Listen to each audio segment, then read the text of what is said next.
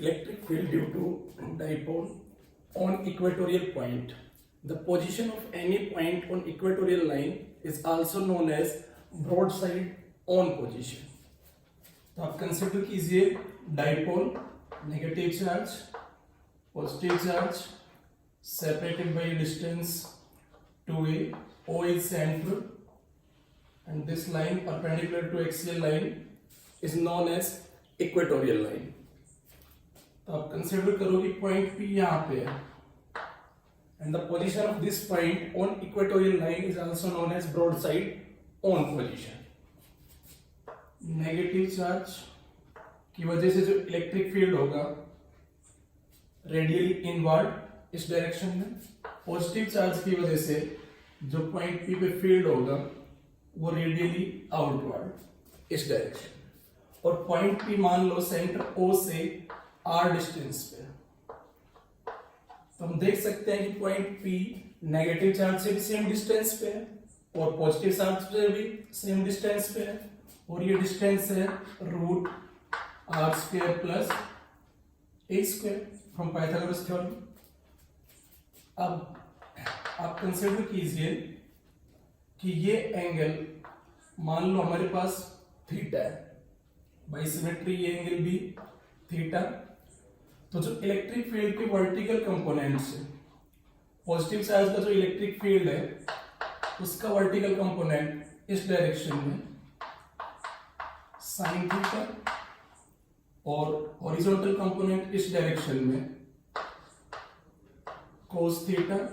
Same way में जो negative charge है उसकी वजह से जो इलेक्ट्रिक फील्ड है उसका वर्टिकल कंपोनेंट इधर डाउनवर्ड होगा और equal in magnitude, opposite in direction.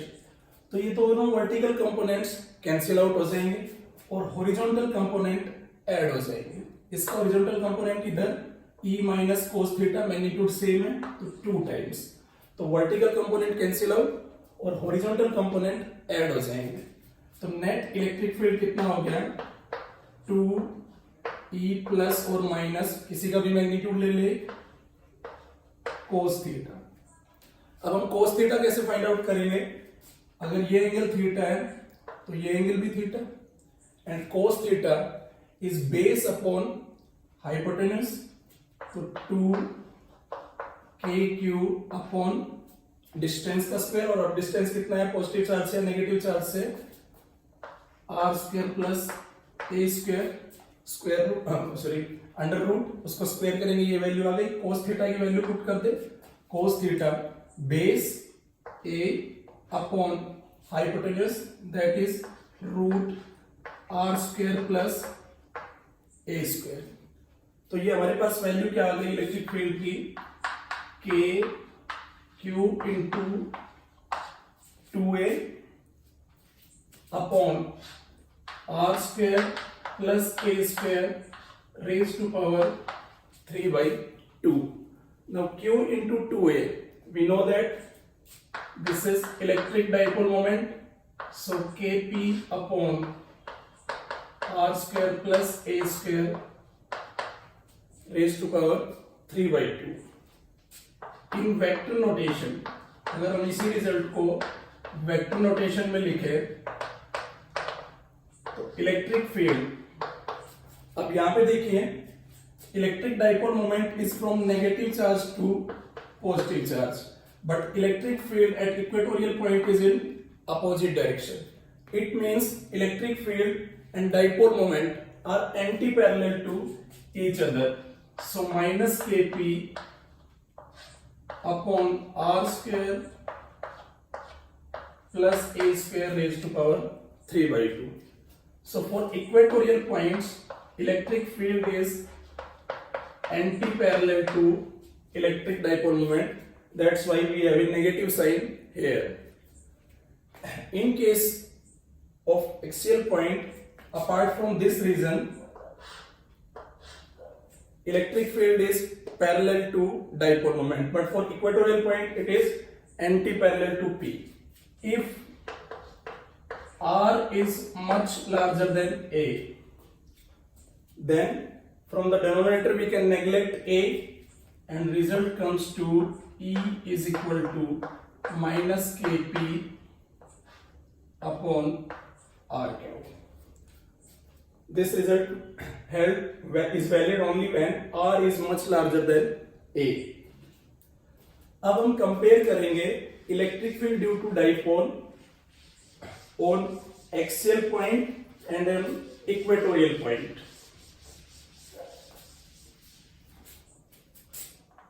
यहां पे हम ले रहे हैं for R much larger than A. तो एक्सियल पॉइंट के लिए रिजल्ट क्या है हमारे पास? एक्सियल पॉइंट के लिए इलेक्ट्रिक फील्ड था 2kp अपॉन आर क्यूब और इक्वेटोरियल पॉइंट के लिए हमारे पास रिजल्ट था E is equal to minus kp upon are cube. तो पहला जो पॉइंट ऑफ कंपैरिजन हम देख रहे हैं कि अगर हम डिस्टेंस सेम ले, यानी कि जो इक्वेटोरियल पॉइंट है और एक्सियल पॉइंट है वो सेंटर से अगर सेम डिस्टेंस पे है, if r is same, then we can say that electric field at axial point is 2 times of electric field at equatorial point. यानी कि सेंटर O से अगर एक पॉइंट P r डिस्टेंस पे और अगर वो एक्सियल लाइन पे है तो वहां पे फील्ड जो सेम पॉइंट इक्वेटोरियल लाइन पे सेम डिस्टेंस पे उससे 2 times होगा. पहला इन्फ्रेंस जो हम यहां से निकाल सकते हैं. दूसरा पॉइंट कि electric field at axial point is parallel to P, whereas electric field at equatorial point is anti parallel to P. So ये दो डिफरेंसेस हम इस रिजल्ट से देख सकते हैं. नेक्स्ट हम फाइंड आउट करेंगे electric field due to dipole at any arbitrary point.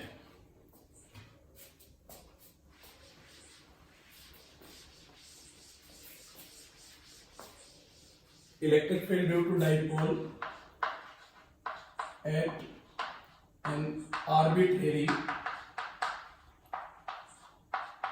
Point.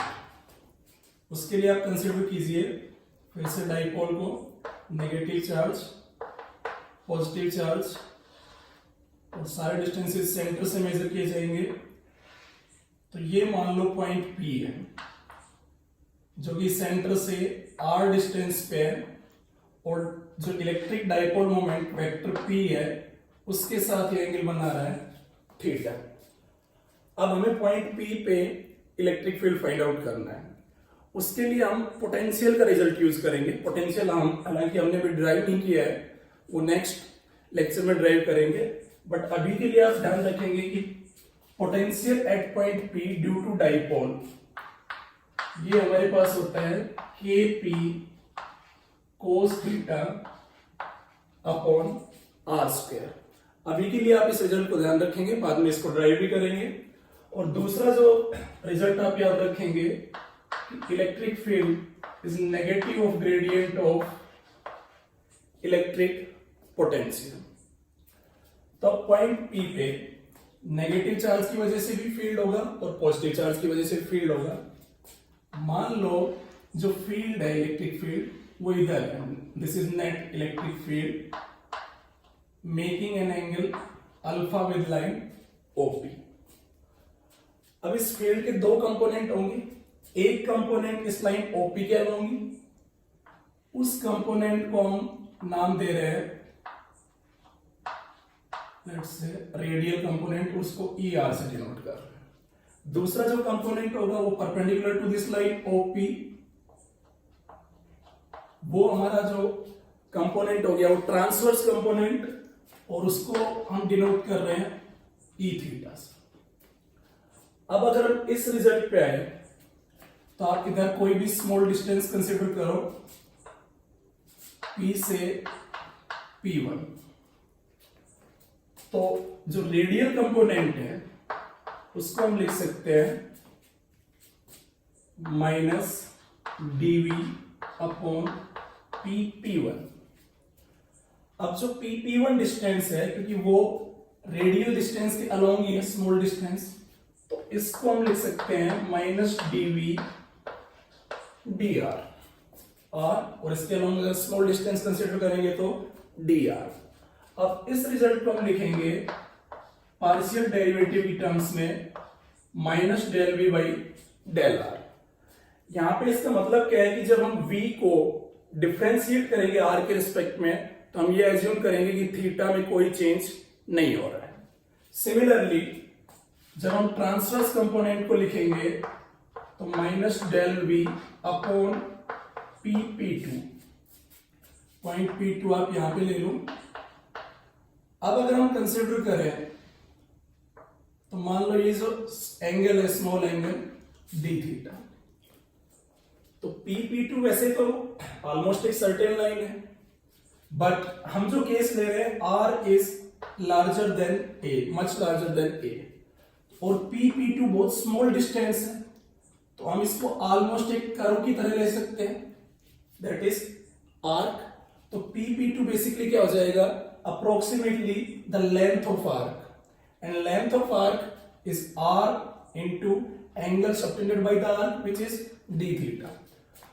तो P2 हमारे पास क्या हो गया, r d theta। इसको हम इस वे में लिखेंगे। ऑलरेडी हमने पार्शियल डेरिवेटिव टर्म्स में, क्योंकि यहाँ पे लास्ट में किया था, यहाँ पे स्टार्टिंग से ही हम पार्शियल डेरिवेटिव के टर्म में लिखा है, तो यहाँ पे हमारे पास रिजल्ट क्या हो गया, ये रिजल्ट हो गया minus one by r del V by del theta. यानी कि यहां पे जब हम पोटेंशियल को डिफरेंशिएट करेंगे इन टर्म्स ऑफ थीटा तो हम ये एज्यूम कर रहे हैं कि आर कांस्टेंट है, केवल क्या चेंज हो रहा है, थीटा। अब v हमारे पास है kp cos theta upon are square, तो ई आर, यहां से हमारे पास ई आर क्या आ जाएगा, केवल किसके रिस्पेक्ट में डिफरेंशिएट करना है, आर के रिस्पेक्ट में, बाकी सब चीजों को कांस्टेंट लेंगे। तो के पी कोस थीटा कांस्टेंट, सिर्फ 1 अपॉन आर स्क्वायर का डिफरेंशिएशन, और 1 अपॉन आर स्क्वायर का डिफरेंशिएशन -2 अपॉन आर क्यूब, ये रिजल्ट आ गया हमारे पास। तो बेसिकली हमारे पास ये कितना हो गया है, -2 kp cos theta upon are cube, और क्योंकि एक नेगेटिव साइन ऑलरेडी था यहां पे, तो वो हम यहां पे पुट करेंगे तो माइनस माइनस क्या हो जाएगा, प्लस। इस चीज का ध्यान रखना क्योंकि minus del V by del R है। Similarly E theta is equal to -1 upon R, और अब v को डिफरेंशिएट करना है थीटा के रिस्पेक्ट में, तो kp अपॉन आर स्क्वायर को कांस्टेंट लेंगे, और cos थीटा का डिफरेंशिएशन माइनस साइन थीटा। तो ये जो दूसरा रिजल्ट आया हमारे पास, ये हो गया kp sine theta minus minus plus upon are cube. तो हमारे पास रेडियल कंपोनेंट भी आ गया और ट्रांसवर्स कंपोनेंट भी आ गया। अब हम इलेक्ट्रिक फील्ड को लिख सकते हैं, अगर उसका हमें मैग्नीट्यूड फाइंड आउट करना है, तो मैग्नीट्यूड के लिए आप देखो कि रेडियल कंपोनेंट और ट्रांसवर्स कंपोनेंट एक दूसरे के परपेंडिकुलर है, तो इलेक्ट्रिक फील्ड का मैग्नीट्यूड हो गया root E theta square plus E R square. अब जो ई थीटा है वो हमारे पास kp sine theta upon are cube का whole square plus radial component 2kp cos theta upon are cube का होल स्क्वायर। यहां से हमारे पास रिजल्ट आ जाएगा kp by are cube under root sine square theta plus 4 cos square theta. ठीक है, sine square theta plus cos square theta is 1, तो हम 4 cos स्क्वायर थीटा में से एक cos स्क्वायर थीटा बाहर ले लेंगे, वो sin स्क्वायर थीटा के साथ कंबाइन होके क्या हो जाएगा 1। तो हमारे पास फाइनल रिजल्ट क्या हो गया, kp by r cube under root 3 cos square theta बच गया और एक cos square theta plus sin square theta 1। ये हमारे पास रिजल्ट आ गया। ठीक है, अब हमसे अगर डायरेक्शन पूछी जाए कि इलेक्ट्रिक फील्ड की पॉइंट पी पे डायरेक्शन क्या होगी, ये तो मैग्नीट्यूड कैलकुलेट किया हमने, तो डायरेक्शन के लिए आप देखिए tan alpha is E theta by E R, transverse component upon radial component.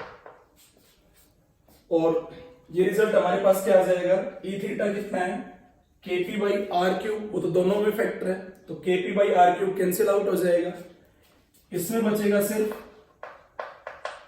Sign theta और यहां पे बचा 2 कोस थीटा। तो tan अल्फा हमारे पास हो गया half tan theta, this implies alpha is equal to tan inverse half tan theta. तो ये हमारे पास डायरेक्शन हो गई। तो मैग्नीट्यूड भी कैलकुलेट कर लिया हमने और डायरेक्शन भी कैलकुलेट कर लिया। अब जो हमने ये रिजल्ट निकाला ये already for R much larger than A के लिए, तो हम इस रिजल्ट को वेरीफाई भी कर लेते हैं कि ये रिजल्ट सही है या नहीं है, क्योंकि एक्सियल पॉइंट और इक्वेटोरियल पॉइंट के लिए हमें रिजल्ट ऑलरेडी पता है। तो अगर यही पॉइंट एक्सियल लाइन पे होता, जो है आर्बिट्रेरी पॉइंट लिया है, अगर एक्सियल लाइन पे होता तो थीटा की वैल्यू क्या हो जाती 0 डिग्री और ये पॉइंट क्या हो जाता एक्सियल पॉइंट। अब थीटा अगर 0 पुट करें तो cos 0 1, 3 + 1 4, √4 is 2, तो इलेक्ट्रिक फील्ड कितना आ जाता 2 kp बाई आर क्यूब, और ये रिजल्ट था एक्सियल पॉइंट के लिए। डायरेक्शन भी देख लें, अगर थीटा 0 है तो tan 0 0, tan 0 0, तो tan alpha is equal to 0, it means alpha is also equal to 0 degree. Alpha 0 degree means electric field, अब पॉइंट यहां पे है और इलेक्ट्रिक फील्ड ये जो अल्फा है 0 है, इसका मतलब electric field is parallel to dipole moment. ये रिजल्ट भी हमारा ठीक है। अगर यही पॉइंट इक्वेटोरियल पॉइंट होता, यानी कि यहां पे होता ये पॉइंट, तो थीटा कितना हो जाता 90 डिग्री, और फिर ये आर्बिट्रेरी पॉइंट क्या बन जाता इक्वेटोरियल पॉइंट। अब cos 90 इज 0, तो सब कौन सी टर्म बची सिर्फ 1, तो इलेक्ट्रिक फील्ड क्या हो गया kp बाई आर क्यूब, सिर्फ ये इलेक्ट्रिक फील्ड बचा। अब अगर डायरेक्शन देखें अल्फा, तो यहां पे हमें पता है कि इक्वेटोरियल पॉइंट पे electric field is anti parallel to P. तो अब हमारे पास थीटा की वैल्यू कितनी है 90 degree, tan 90 degree is not defined, that is infinite.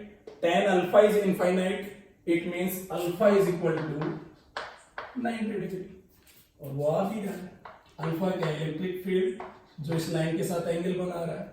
तो दोनों केसेस में जो हमारा रिजल्ट है वो वैलिड है। तो आर्बिट्रेरी पॉइंट के लिए मैग्नीट्यूड इतना होगा और डायरेक्शन हम यहां से कैलकुलेट कर सकते हैं।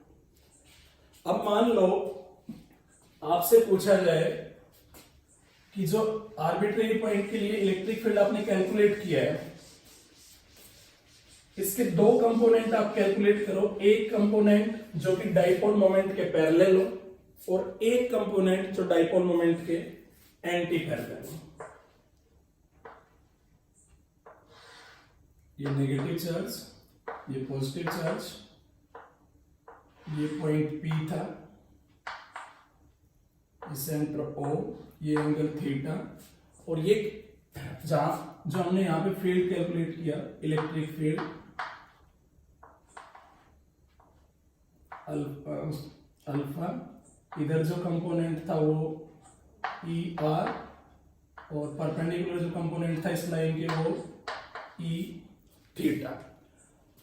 अब हमसे कहा जा रहा है कि हमें इलेक्ट्रिक फील्ड ई के दो कंपोनेंट फाइंड आउट करने, एक कंपोनेंट जो डाइपोल मोमेंट के पैरेलल हो, यानी कि इस इलेक्ट्रिक फील्ड का एक कंपोनेंट जो इधर हो और एक जो डाइपोल मोमेंट के परपेंडिकुलर हो।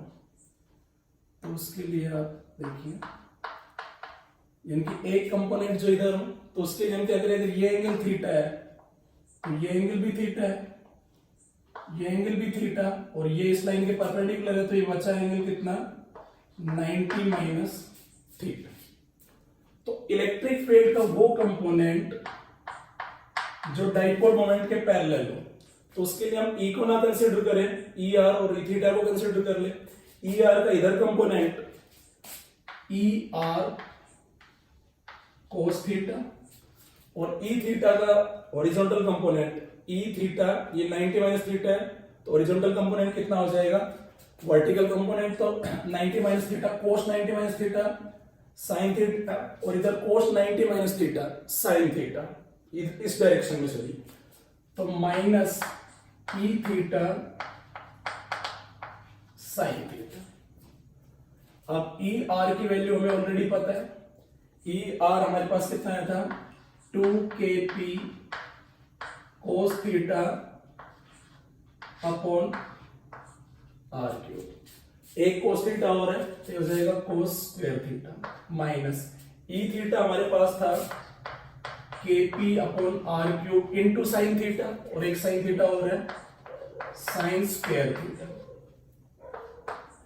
kp बाई आर क्यूब हम कॉमन ले ले तो ये हो गया हमारे पास 2 cos square theta minus sine square theta.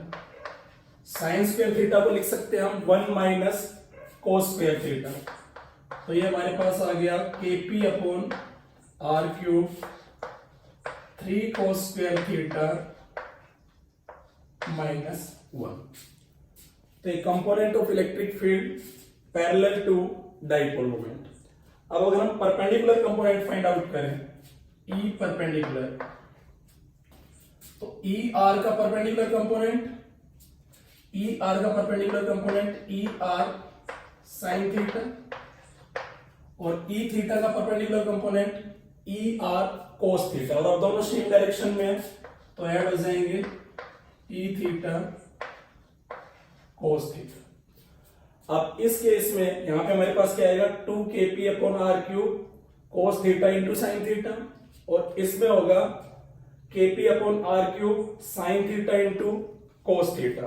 अगर उसको हम कंबाइन करके लिखते हैं तो हमारे पास रिजल्ट हो गया 3kp by are cube sine theta cos theta. ये हो गया component of electric field perpendicular to dipole moment. अब अगर आपसे पूछ ले कि find the location of points where electric field is perpendicular to dipole moment, यानी कि आपको उन सब पॉइंट्स की लोकेशन बतानी है जहां पे इलेक्ट्रिक फील्ड वेक्टर जो है वो डाइपोल मोमेंट वेक्टर के परपेंडिकुलर हो। तो अगर ऐसा दिया हुआ है कि जो इलेक्ट्रिक फील्ड है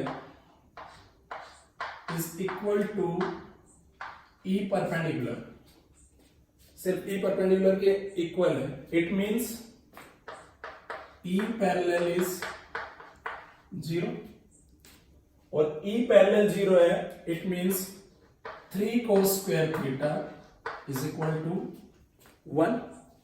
यहां से हमारे पास क्या आ गया, cos theta is equal to 1/√3, theta is equal to cos inverse 1/√3। अब ये पॉइंट्स होंगे कहां पे, उसको आप ध्यान से देखिए। ये हमारा dipole moment minus Q plus Q electric dipole, dipole moment vector इस डायरेक्शन में नेगेटिव से पॉजिटिव, और ये पॉइंट P, ये एंगल थीटा, तो ये एंगल थीटा कितना हो, कोस इनवर्स 1/√3। इसका मतलब अगर आप एक कोन कंसिडर करो जिसका एक्सिस क्या है, डाइपोल मोमेंट वेक्टर, यही लाइन ज्वाइनिंग है उसका एक्सिस है, और अगर आप उस कोन के लेटरल सरफेस पे कोई भी पॉइंट कंसिडर करो और इस कोन की जो रेडियस है वो कितनी भी हो सकती है, आप यहां पे कोन ले सकते हो या फिर बहुत आगे लार्ज डिस्टेंस पे भी कोन कंसिडर कर सकते हो। ये जो कोन बना है इसके लेटरल सरफेस पे कोई भी पॉइंट होगा, वहां पे इलेक्ट्रिक फील्ड हमेशा डाइपोल मोमेंट के परपेंडिकुलर होगा। कंडीशन क्या है कि थीटा की वैल्यू जो सेमी वर्टेक्स एंगल है उसकी वैल्यू कितनी होनी चाहिए, कोस इनवर्स 1/√3। रेडियस से कोई कंसर्न नहीं है, सिर्फ सेमी वर्टेक्स एंगल इतना होना चाहिए और उस कोन का एक्सिस जो है वो एक्सियल लाइन के अलोंग ही होना चाहिए। तो उस कोन के लेटरल सरफेस के हर पॉइंट पे electric field vector dipole moment के परपेंडिकुलर हो गया। तो ये हमारा हो गया electric field due to dipole at any arbitrary point. अब अगर हम कंपेयर करें electric field of dipole and electric field due to point charge, तो पॉइंट चार्ज के लिए हमारे पास इलेक्ट्रिक फील्ड क्या है, सिंपली kq/r², और डाइपोल के लिए r much larger then a, arbitrary point वाला रिजल्ट यूज कर लें, kp/r³ √3 cos² θ +1। तो यहां भी दो पॉइंट ऑफ डिफरेंस है। पहला तो पॉइंट चार्ज के लिए electric field is inversely proportional to r² and for electric dipole electric field is inversely proportional to r³। यानी कि अगर हम सेम डिस्टेंस मूव करें from point charge and from the centre of dipole, तो dipole के लिए decrease in electric field is faster, यानी कि डाइपोल के लिए इलेक्ट्रिक फील्ड फास्टर रेट से डिक्रीज होगा in going from same distance from the centre. दूसरा जो पॉइंट है, यहां पे इलेक्ट्रिक फील्ड की आर के अलावा और कोई डिपेंडेंसी नहीं है कि ये पॉइंट चार्ज है, यहां से आर इधर है या कहीं भी है, आर की वैल्यू अगर सेम है तो इलेक्ट्रिक फील्ड का मैग्नीट्यूड सेम है। लेकिन यहाँ पे आर के साथ साथ और किस चीज पे डिपेंडेंसी है, डिपेंडेंसी ऑन थीटा, यानी कि ये डाइपोल है -q + q, तो यहाँ पे आर के साथ साथ थीटा पे भी इलेक्ट्रिक फील्ड डिपेंड कर रहा है, यहाँ पे थीटा पे कोई डिपेंडेंसी नहीं है। तो ये दो पॉइंट ऑफ डिफरेंस है between electric field of point charge and electric field of dipole. Next lecture में हम कंसिडर करेंगे electric potential due to dipole. Thank you.